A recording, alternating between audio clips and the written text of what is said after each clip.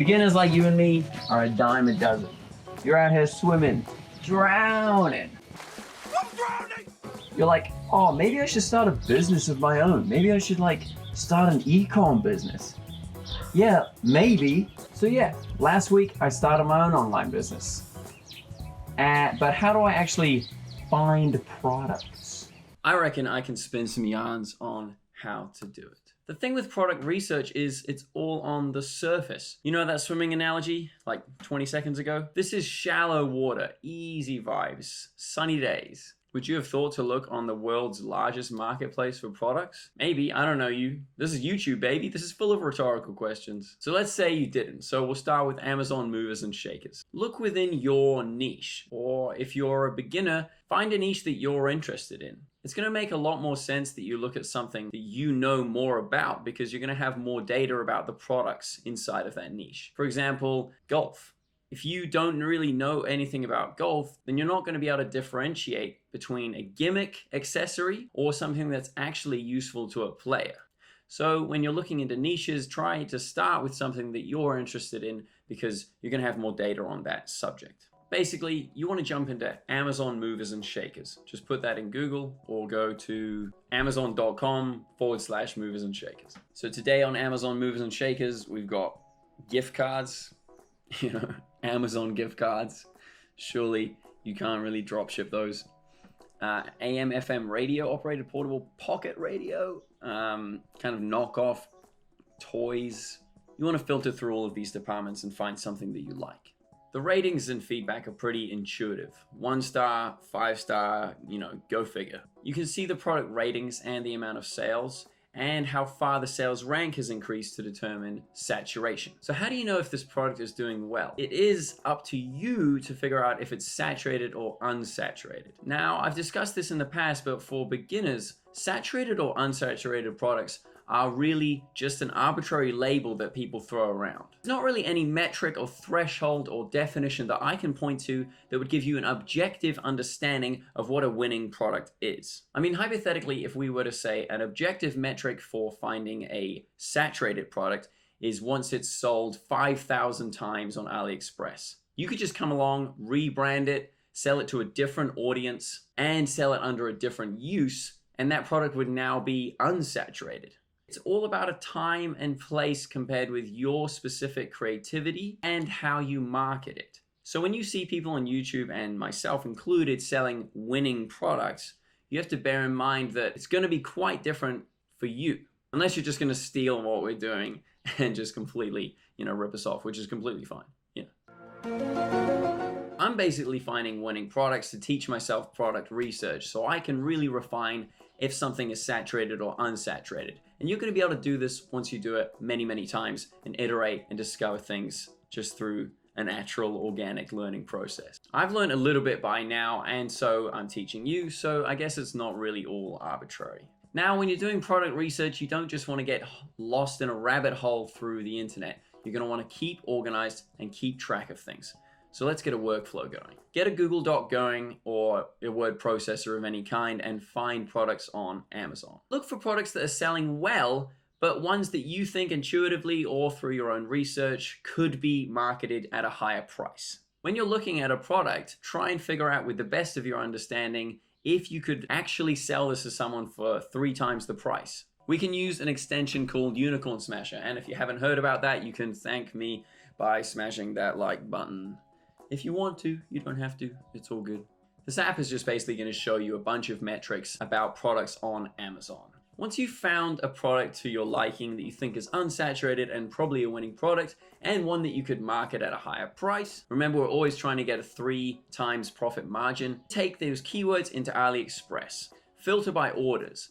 Something that's sold 500 times would probably be a good bet, but bear in mind that you're not always going to find something that good. So just go with your intuition. If something on AliExpress is sold 3 times, then maybe it's not something that you should sell. But you can always get in touch with the suppliers and see who these people are, and if you think that you have a market for them, then you can start getting in touch and drop shipping. Or as I've discussed in the high converting store video, you can just use an app called DS's, which will link you with their order fulfillment service. Find more products, you can even just have a poke around on people's stores on AliExpress, and this is going to give you ideas of what is working in the field and in your niche. Remember to always keep a track of this on your Google Docs sheet. Around this time in the workflow, you can take these keywords, or if you found a specific product already, and take this into the Facebook search bar. The Facebook video search bar works incredibly well because it shows you people who have already put the time in to make a video advert for that product. If somebody's already made a video advert for that product, they're probably quite keen on selling it. They've done a bit of testing and it might already be working well. It also has the added benefit of taking you to their site, which as we call a competitor's site, if you're going to want to sell that product as well. And you can see exactly how they're marketing it. You can't really see who they're targeting it to, but you can take a look at the comments and see who's interested in that product already. To help you in this process, you can use a few apps. I'd firstly recommend using Commerce Inspector. This is going to show you what that Shopify store is using in terms of apps. And if the app has enough data on the store, you can see what kind of revenue each product is making. You can also just go onto the homepage of Commerce Inspector and see the best ranking stores worldwide. Like this week, it's MVMT watches. And I know heaps of people who've actually bought these watches, which are really just, you know, cheap watches from Aliexpress, and they go for like 120 bucks. So let's take a deep dive into these apps. First of all, Commerce Inspector is a curated tool to have a look at traffic within the dropshipping sphere. There is some sort of algorithm at play here. They are, you know, they say things like top sites, most viewed sites, but this is definitely being curated by an algorithm because all we can see is shopping sites. You know, it says number one is Zivvy.admin, which is 26 million views. I know that that's just definitely not the most viewed website. The basic idea for Commerce Inspector is you're going to be able to have a look at the big players in your niche and take a look at how they are operating.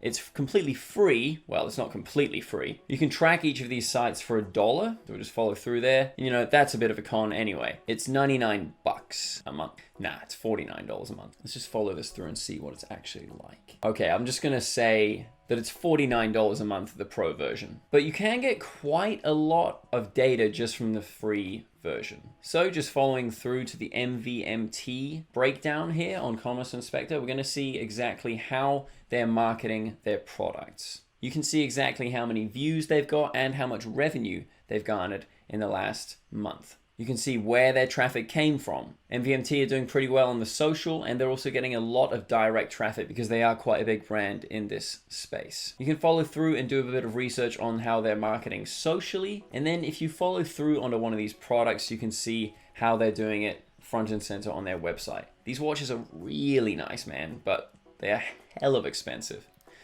So yeah, I'm gonna get off here before I drop any dosh. Just on the second tab here on products, we can see how much revenue each product is doing, and then you know you can take your own notes as to why you think that's happening. You can even see when they launched these products and which niche they're in. But personally, the best part of Commerce Inspector is the apps used by this site. So to find this, all you need to do is either search at the top any site that you like, or you can just go onto the top sites on the dashboard and follow through to have a look. But yeah, this is genius. I think it's a bit creepy, but you know, that's the internet, isn't it? No, God, please, no! The only other way that you would be able to find these kinds of apps is searching through the Shopify App Store.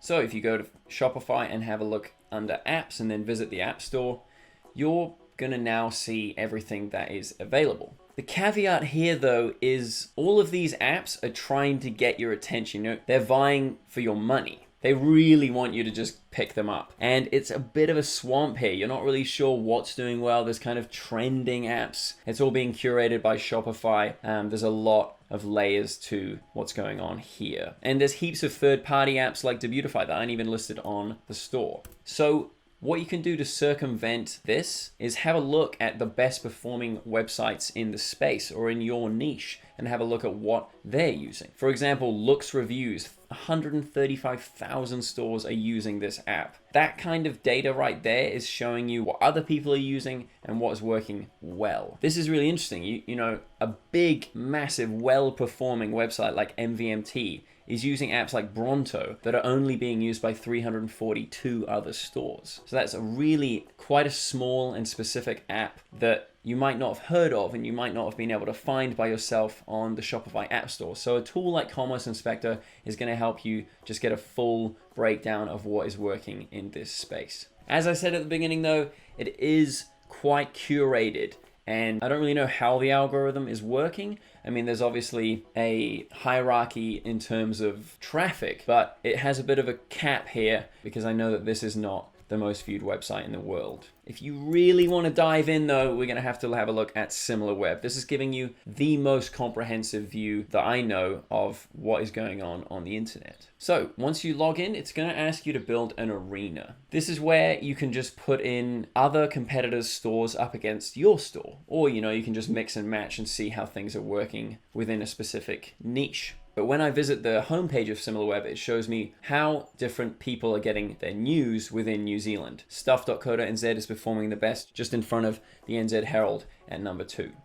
But for dropshipping, what I've done is I've just put my store Fairhead up against Aliexpress, StoneStream, which is a competitor for the showerhead product, Mighty Ape, and Wish.com. First and foremost on SimilarWeb, we have a workspace, a research page, and dashboards. So let's take a look at the workspace. First off, you've got a strategic overview. It's going to show you visits over time. They're calling it arenas. But yeah, it's just showing you all the websites that you want to put up against your store, and a bunch of engagement metrics like how long people lasted on the site, if they bounced or not, if they were using desktop or mobile. And yeah, one thing I'll say right now is that like when I first logged in, it wasn't showing me much data for my competitors' stores, like stores that were at my level. And I couldn't really get any data until I started putting massive websites in like Aliexpress and Wish.com. Head on over to the organic search overview and you're going to be able to see exactly how traffic is happening. You can see what keywords are sending people to the sites. You can just bury yourself and go through a real rabbit hole here and understand how everything's working. On the free version, it's going to show you worldwide and only in the last 3 months. And if you want to get specific, you'll have to upgrade. So let's see how much that costs. Yeah, there's a few walls we have to follow. Yeah, it's quite an interesting thing here. I actually don't know how much it costs. Sorry about that. But they want you to leave them a message and then they'll hit you up with a phone call to see if you're interested in getting a membership. Quite unique there. Maybe I should have a chat with them. But, quite frankly, I'm getting so much data just from the free version.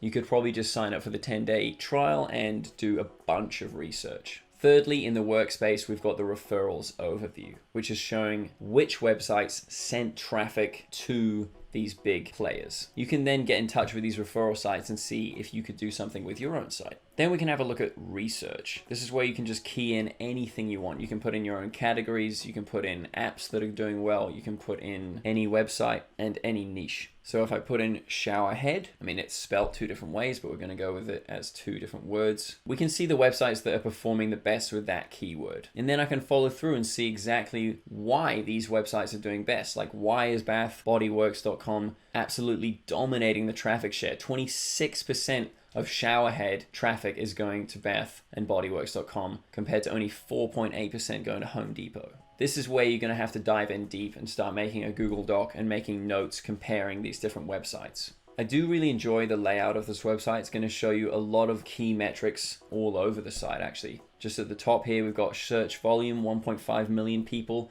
in the last 12 months search showerhead. But like not many people in this space are advertising, just under 3% and 97% are organic traffic. And then it shows you the cost per click, 80 cents to $1.20 for those keywords. Last section on SimilarWeb is dashboards. You can set up your competitors and do a lot with graphs. There's tons here. I'm not going to read them all out. But you've got things like SEO monitoring, keyword optimization, website audience analysis, paid search performance. Probably what I'd recommend is just going on the website and keying in a bunch of different things and learning for yourself. But I hope that I've sparked your interest.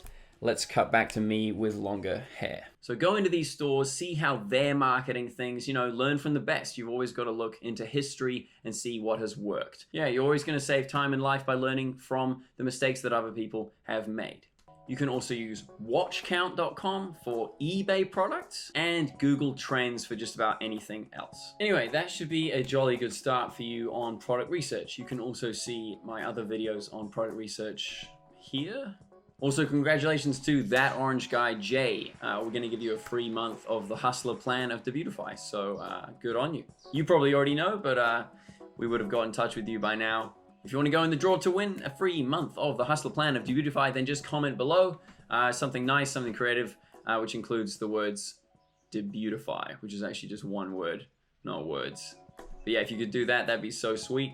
And it would just help us organically grow the channel. So you're doing a good thing there. And have a great week. Good luck out there on the internet, on the waves, on the frequencies. Feel free to smash that like button. Feel free to just click that like button. You're not really gonna, you know, smash your keyboard. You need your keyboard. You want your keyboard. Anyway, thanks for watching and have a great day.